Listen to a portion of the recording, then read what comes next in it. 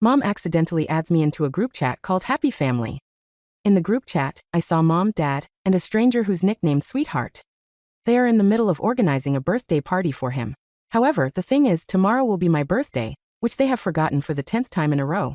Mom says, the venue must be dreamy. I want him to feel like an actual prince. Dad transfers a huge sum of money to Sweetheart. Money is no problem. Just don't let Christopher find out about this. It'll screw things up for us. I quietly take screenshots of everything, planning to find a chance to expose my parents' true colors and end everything with them once and for all. At that moment, my younger sister, who's always been great at her studies, sends me a screenshot via our private chat. It's a screenshot of the chat history between her and Mom. Mom, have you made preparations for Christopher's surprise party yet? You promised me that this is the last time you'd lie to him. Chapter 1. I stared at the screenshots my sister, Susie Blake, had sent me, and my heart sank. A surprise? The last time they would ever lie to me? That explains so much. Every year on my birthday, my parents would brush me off with all sorts of excuses. Chris, something urgent came up at work, Mom once said. Chris, I've got a meeting with a friend about business. Order some takeout for yourself, Dad once said. This year, they didn't even bother with excuses. They had simply replaced me with someone else. I tossed my phone aside. My chest felt as if something heavy had lodged itself there. Another WhatsApp message from Susie popped up. Christopher, don't overthink it. Mom and Dad just. I replied with just 2 words. Got it. Overthink it. How could I not overthink it? The facts were right in front of me. That birthday party for their Sweetheart was the so-called surprise they had lied to me about. As their biological son, I was nothing more than a backdrop for another boy's happiness. I heard Mom's hushed voice from the living room as she spoke on the phone. Right, we'll go with blue balloons, the biggest and brightest ones. Ben loves blue the most, so it has to be perfect for him. Ben. Listening closely to their conversation, I pieced together the boy's full name, Benjamin Smith. I picked up my phone and searched for the name on Instagram. Soon, a boy with a polished profile picture appeared. His highlighted stories were filled with glamorous photos of him traveling around the world. His most recent Instagram story was a photo of him with my parents, taken in my living room. In the photo, Mom and Dad's smiles were warm and loving. Mom's arm rested affectionately on Benjamin's shoulder, while Dad stood beside him with eyes full of indulgence. It was an expression I had never once seen on their faces. The caption read, "Thank you, Mr. Blake and Mrs. Blake. I'm really looking forward to tomorrow's party." Mom left a comment underneath. Silly child, there's no need to be so formal with us. Meanwhile, Dad gave the post a like. What a perfect family. I saved the photo along with the group chat screenshots and stored them in my encrypted album. These would be the surprises I planned to give them tomorrow. At dinner, Mom made soup and served me a bowl with exaggerated attentiveness. Chris, try it. I made this especially for you, she said. I looked at the greasy chicken soup. My throat tightened as a wave of nausea surged up. Is this supposed to liven up Benjamin's birthday party? I asked lightly. The smile on Mom's face froze. She glanced at Dad, and his expression darkened immediately. What nonsense are you talking about? Benjamin, he replied. Oh, looks like you forget things easily, Dad. I took out my phone and opened the photo. Isn't this boy your so-called sweetheart?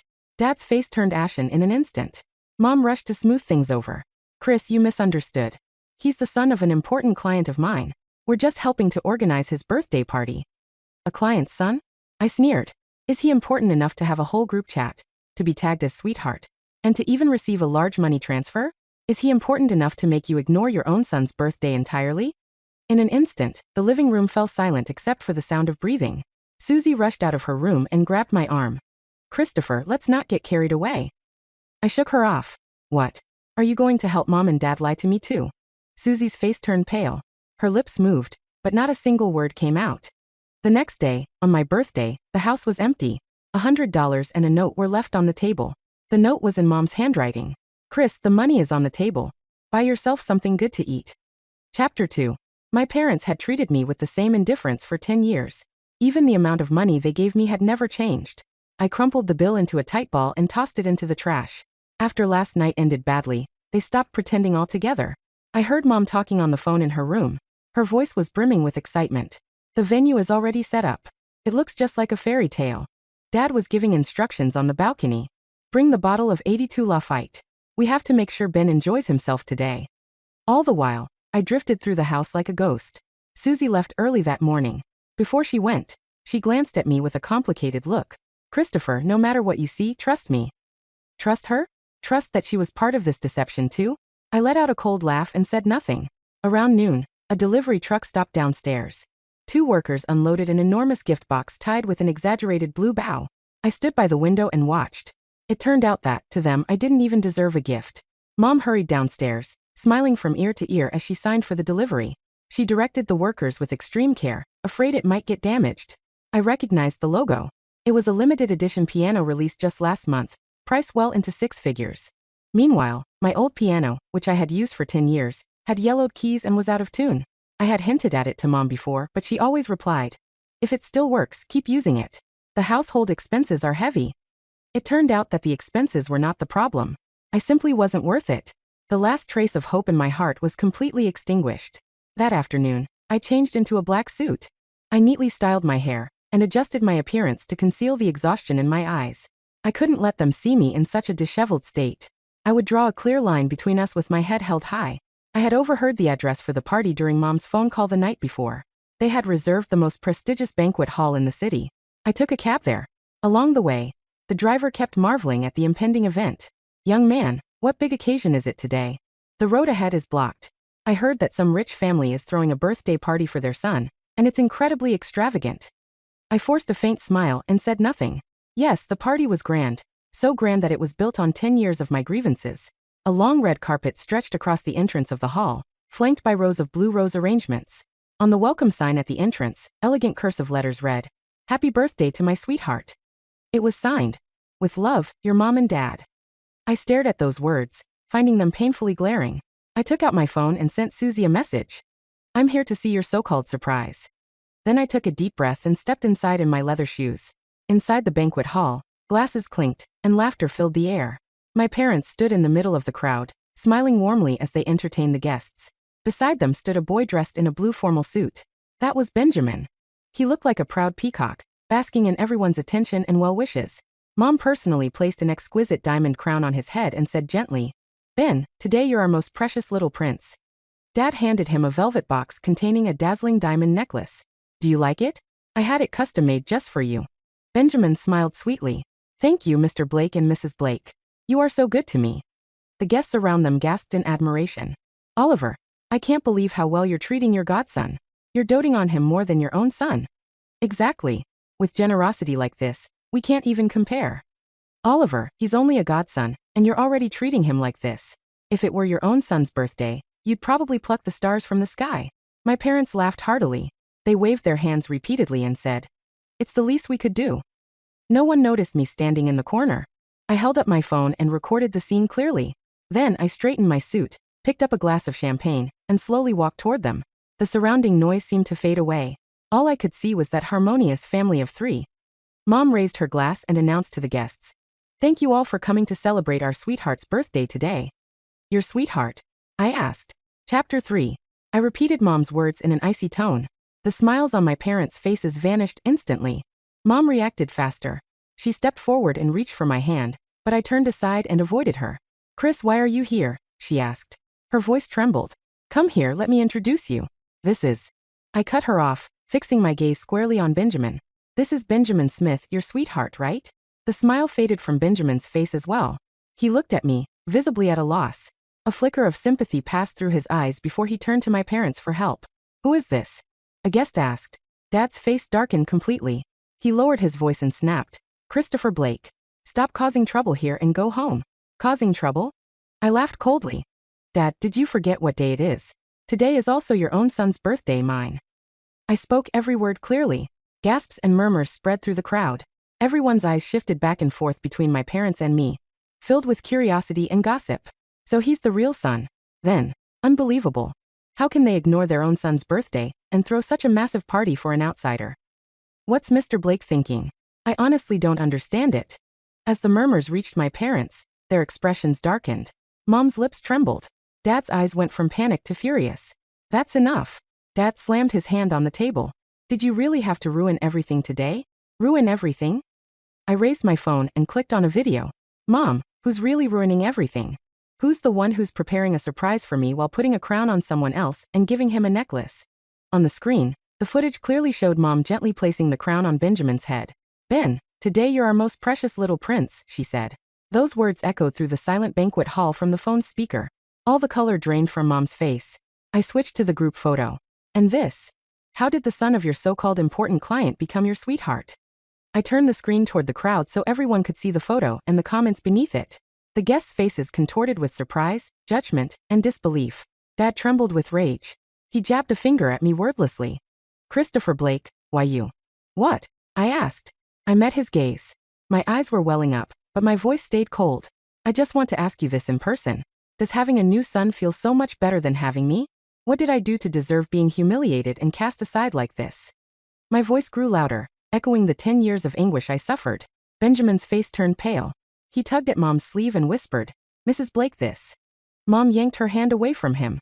She looked at me with eyes full of regret. Chris, it's not what you think. It's really not what you think. Then what is it? I demanded. Come on, say it.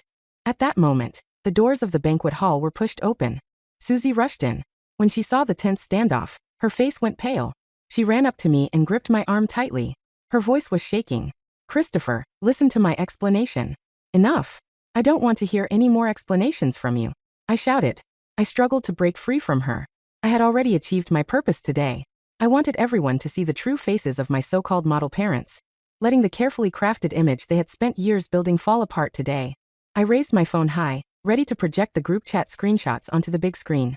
Mom, Dad, this show is over. Just as I was about to press the projection button, Susie snatched my phone and clutched it tightly to her chest. Christopher, please, just wait 5 more minutes. Her eyes were red, and her voice was filled with desperation. Here is the continuation of the story, written with a focus on emotional depth, plot twists, and a dramatic conclusion. Chapter 4. The Truth Behind the Lie. I stared at Susie, her knuckles white as she clutched my phone to her chest. Tears were streaming down her face, ruining her meticulously applied makeup. For a moment, the anger that had been fueling me wavered, replaced by confusion. My sister had never been one for dramatics. She was the logical one, the calm one. 5 minutes. I scoffed, though the venom in my voice had dulled slightly. What difference will 5 minutes make, Susie? They've had 10 years. Just trust me, she pleaded, her voice cracking. Please, Chris. If you do this now, you can't undo it. The room was suffocatingly silent. Even the whispers had died down. Dad looked like he was about to have a stroke, his face a mottled red. Mom was sobbing quietly into a napkin, unable to meet my eyes. Benjamin stood awkwardly to the side, looking like he wanted the floor to swallow him whole. Fine, I said, my voice barely a whisper. 5 minutes. And then I burned this whole charade to the ground. Susie let out a shuddering breath and turned towards the stage. She signaled to the AV technician, who looked terrified. The screen behind us, which I had intended to use as a weapon, flickered to life. But instead of my screenshots, a video began to play. It was grainy footage, clearly taken years ago. A hospital room. A younger version of my parents stood over a bed. In the bed was a boy, small, frail, hooked up to machines. Me. We don't know if he'll make it through the night, a doctor's voice said off camera. The heart defect is severe. We need a donor, but the list is long. The video cut to another scene. My parents, looking haggard, sitting in a waiting room. A woman approached them, a woman I didn't recognize, holding the hand of a small boy. The boy looked remarkably like Benjamin. Please, the woman was saying, tears in her eyes. My husband, he just passed. He was a match. But we have no money for the surgery. Ben has leukemia. If I give you my husband's heart for your son, will you save my boy? My breath hitched. The glass in my hand felt heavy, like lead. The video continued. A montage of hospital visits, surgeries, and recovery. But it wasn't just me recovering. It was Benjamin, too. My parents were there for his chemotherapy sessions. They were there when he lost his hair. They were there when he rang the bell signaling he was cancer-free. The video ended with a black screen and white text. 2 lives saved by 1 sacrifice. The lights in the hall came back up. I stood frozen, my mind reeling. Mom walked towards me slowly, her steps hesitant. Chris, she whispered. We didn't forget your birthday. We could never forget the day we almost lost you. But today is also the anniversary of the day Benjamin's father died. The day you got your heart. I looked at Benjamin. He wasn't looking at me with pity anymore. He looked at me with a shared, heavy burden. My mom died 3 years ago, Benjamin said softly, stepping forward. Your parents, they promised her they'd look after me. They didn't want you to know because they didn't want you to feel guilty. They didn't want you to know that your life came at the cost of my father's. I stumbled back, my back hitting a pillar. The anger that had sustained me for so long suddenly had nowhere to go. It imploded, leaving a hollow ache in my chest. Why didn't you tell me? I rasped. Why lie? Why make me feel like I didn't matter? Dad stepped forward, his voice gruff but shaking. Because we were scared, son. We were scared that if you knew, you'd reject the heart. Or you'd live your life in debt to a ghost. We wanted you to be free. But in trying to protect you, we hurt you. He gestured to the room, to the decorations, to the sweetheart banner. This wasn't just for Ben. It was for the promise we made. We treat him like a son because without his father, we wouldn't have you. Chapter 5. The Fractured Reflection. The revelation didn't fix things instantly. If anything, it broke something different inside me. I left the party. I couldn't stay there, surrounded by the pitying glances of strangers, and the overwhelming weight of my parents' misguided love. Susie tried to follow me, but I waved her off. I needed to be alone. I walked for hours, the cool night air doing little to soothe the burning in my chest. I ended up at a park bench overlooking the city skyline. My phone buzzed. It was a message from Benjamin. I know you probably hate me right now, but can we talk? Please. I didn't reply. For the next week, I stayed at a friend's house. My parents called, texted, even came by, but I refused to see them. I felt betrayed, not by their lack of love, but by their lack of trust. They thought I was too weak to handle the truth. They thought I needed to be coddled with ignorance while they played happy family with the ghost of my savior. Susie was the only one I let in. She came over with takeout one rainy Tuesday. You look like hell, she said, tossing a container of Kung Pao chicken onto the table. Thanks, I muttered, picking at the food. Mom and Dad are a mess, she said, sitting opposite me. Mom hasn't stopped crying. Dad's barely speaking. Good, I said, though it didn't feel good. It felt petty. Chris, they messed up. Big time. But you have to admit, their intentions weren't malicious. Intentions don't matter when the outcome is 10 years of neglect, I snapped. Do you know what it's like? Watching them dote on him? Feeling like a replacement in my own home. They didn't replace you, Susie said softly. They were trying to pay a debt they could never afford. Ben, he's a reminder of what they almost lost. And what they gained. She pulled out an envelope from her bag. Ben gave this to me. He wanted you to have it. I stared at the envelope. It was plain white, with my name scrawled on the front. Later that night, unable to sleep, I opened it. Inside was a letter and a photograph. The photo showed two young boys playing in a hospital playroom. One was me, pale and hooked up to an 4. The other was Ben, bald and smiling. We were holding hands. Dear Chris, I remember this day. You probably don't. We were 5. You gave me your toy truck, because I was crying about my chemo port hurting. You told me, trucks make you tough. My dad died so you could live. My mom died knowing you were alive because of him. Your parents, they saved me when I had no one. They aren't perfect, but they love you more than you know. Every time they looked at me, I saw them looking for you in my eyes. It was suffocating for me too, in a way, being the living receipt of a transaction. I never wanted to take your place. I just wanted a family. Happy birthday, Chris. Ben. I cried then.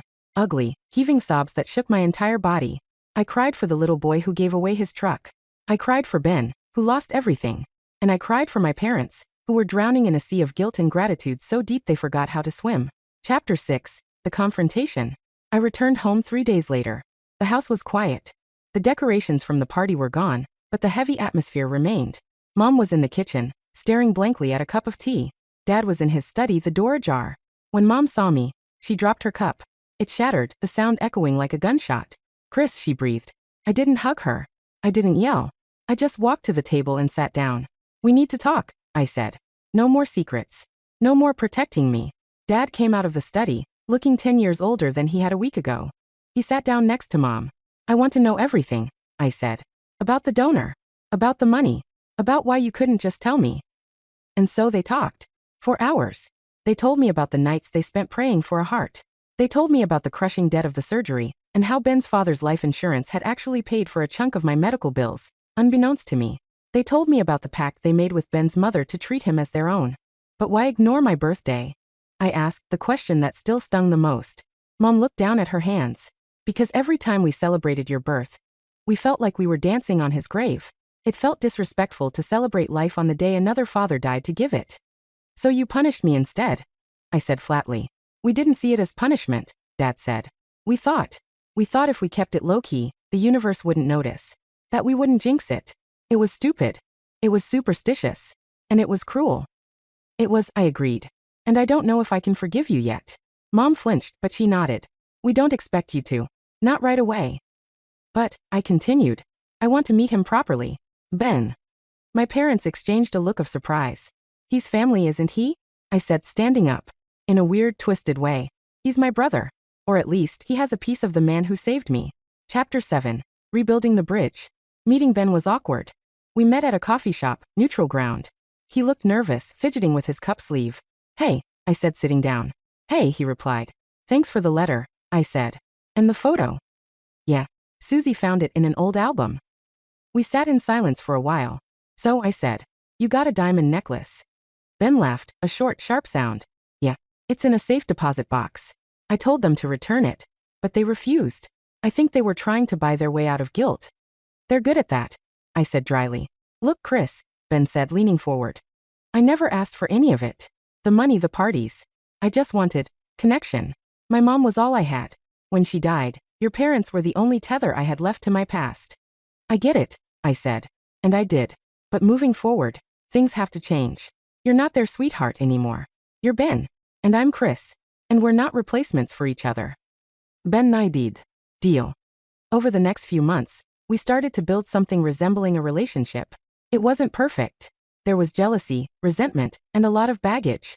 But there was also a shared understanding that no one else could quite grasp. My parents started therapy, family therapy, individual therapy. We were keeping the local shrink in business single-handedly. It was painful. There were shouting matches. There were tears. But slowly, the walls of secrecy began to crumble. My birthday came around the next year. I was anxious. Part of me expected them to forget again, or to overcompensate with something ridiculous. I woke up to the smell of pancakes. I walked downstairs to find the kitchen decorated with a simple, Happy Birthday Christopher banner. No blue balloons. No extravagance. Just my parents, Susie, and Ben sitting at the table. Happy birthday, Mom said, her smile tentative but genuine. There was a gift on the table. A small box. I opened it. It was a watch. Simple, elegant, and engraved on the back. To our son. Every second is a gift. It wasn't a diamond necklace. It wasn't a grand piano. But it felt heavier, more real. Thanks, I said, my voice thick. We're going to the cemetery later, Dad said gently. To visit Ben's dad. You can come if you want. Or not. It's up to you. I looked at Ben. He gave me a small nod. I'll come, I said. Chapter 8. The Echo of a Heartbeat. Life moved on. I went to college. Ben started an internship at Dad's company. Not because of nepotism, but because he was actually brilliant at finance. Susie went to med school, determined to save lives the way mine had been saved. But life has a way of throwing curveballs just when you think you've caught them all. 3 years later, during a routine checkup, my doctor frowned at the EKG. There's some irregularity, he said. The graft, it might be showing signs of rejection. Chronic rejection. It happens, sometimes years down the line. The news hit my family like a bomb. The carefully reconstructed piece we had built shattered. Mom went into a spiral of panic. Dad became obsessed with finding specialists. But Ben went quiet. I was admitted to the hospital a month later. Breathlessness, fatigue. The familiar ghosts of my childhood were back. I lay in the hospital bed, the beeping of the monitor a cruel countdown. Ben came to visit me late one night. He looked tired. It's not fair, he said, sitting in the chair beside my bed. My dad died for this heart. You can't just lose it. It's not up to me, Ben, I whispered. Bodies are stupid. They fight what saves them. I got tested, he blurted out. I stared at him. What? I got tested. To see if I'm a match. For a kidney, or whatever. I don't know. I just wanted to do something. Ben, it's my heart that's failing. You can't give me a heart. I know, he snapped, standing up and pacing. I know. But I can't just watch. I can't be the survivor again. You're not the survivor, I said. You're my brother. He stopped pacing and looked at me, tears in his eyes. It was the first time I had said it out loud without sarcasm. Chapter 9. The Second Miracle. My condition deteriorated. I was put back on the transplant list, but the odds were slim. Antibodies, sensitization, the medical jargon meant one thing. I was dying. Again. My parents were a wreck.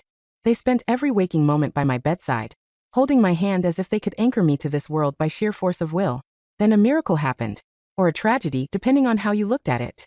A young man, 22 years old, was in a motorcycle accident. Brain dead. He was a registered donor. He was a perfect match. The surgery was scheduled for the next morning. The night before, the atmosphere in the room was heavy. My parents were terrified. Susie was trying to be clinical, reading charts, but her hands were shaking. If I don't make it, I said to them, my voice weak. Don't adopt another kid and name him Chris. Just take care of Ben. And Susie. Stop it, Mom sobbed. You're going to make it. I love you guys, I said. Even when you screw up. Dad squeezed my hand so hard it hurt. We love you, son. More than anything. The surgery took 12 hours. When I woke up, I felt different. Lighter. The crushing weight on my chest was gone. Recovery was brutal, but I was alive. A few weeks later, I found out who the donor was. His name was Alex. He was an artist. He loved blue balloons. The irony wasn't lost on me. Chapter 10, The Full Circle. 5 years later. The venue was dreamy. Not a palace but a garden blooming with flowers. I stood at the altar adjusting my tie. Susie was my best man, looking fierce in a tuxedo. Ben was standing next to her, grinning. My bride walked down the aisle. She was beautiful, radiant. But as she approached, I looked past her to the front row. Mom and Dad were sitting there. They looked older, grayer. But their smiles were unburdened. They were holding hands, and on the seat next to them sat a framed photo of a man I never met, Ben's father. And next to that, a photo of Alex. We had made a new tradition. We didn't hide the ghosts anymore.